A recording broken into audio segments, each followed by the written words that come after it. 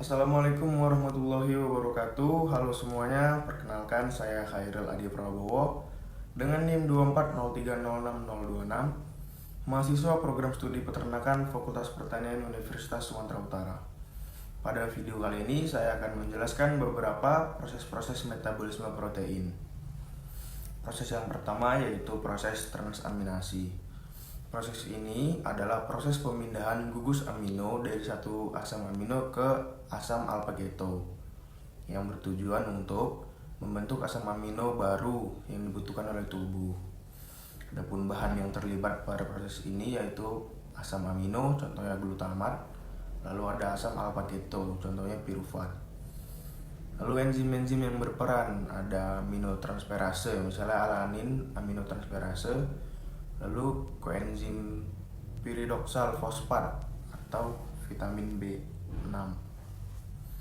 Dan hasil akhirnya yaitu asam amino baru misalnya alanin dan juga asam alpha-keto baru yaitu alpha-ketoglutarate.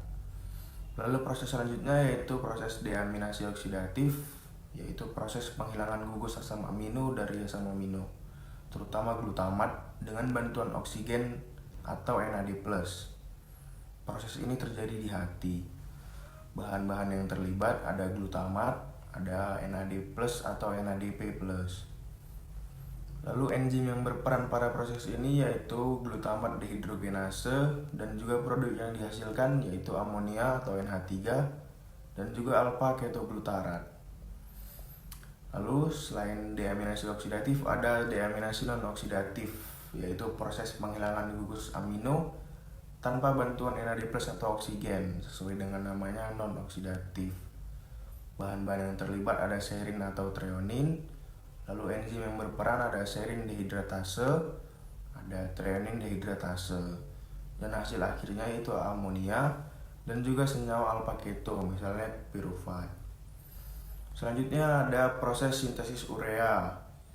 Proses sintesis urea ini terjadi di dalam hati dan juga berfungsi untuk membuang kelebihan amonia yang bersifat racun. Adapun bahan-bahan yang terlibat pada proses ini ada amonia atau NH3, lalu ada CO2 dan juga ada aspartat. Enzim-enzim yang terlibat ada karbomoil fosfat sintetase, lalu ada ornitin transkarbomoilase, lalu ada argininosuksinat sintetase, ada argininosuksinat liase dan juga arginase.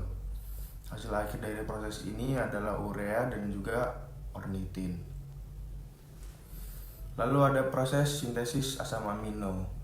Proses ini adalah proses pembentukan asam amino di dalam tubuh, terutama asam amino yang non-esensial. Asam amino non-esensial itu asam amino yang bisa dibuat sendiri oleh tubuh tanpa harus dapat dari pakan. Bahan-bahan yang terlibat ada asam alpha-keto, ya misalnya pirufat. Lalu ada gugus amino dari glutamat. Lalu enzim yang bekerja pada proses ini adalah enzim aminotransferase. Dan hasilnya yaitu asam amino non-esensial seperti alanin dan juga alpha-ketoglutarate. Dan yang terakhir ada proses sintesis heme. Heme sendiri adalah bagian penting dari hemoglobin yang berfungsi untuk mengangkut oksigen dalam darah. Proses sintesis heme ini berlangsung di dalam hati dan juga di sumsum tulang. Adapun bahan-bahan yang terlibat ada succinyl-CoA, lalu ada glisin.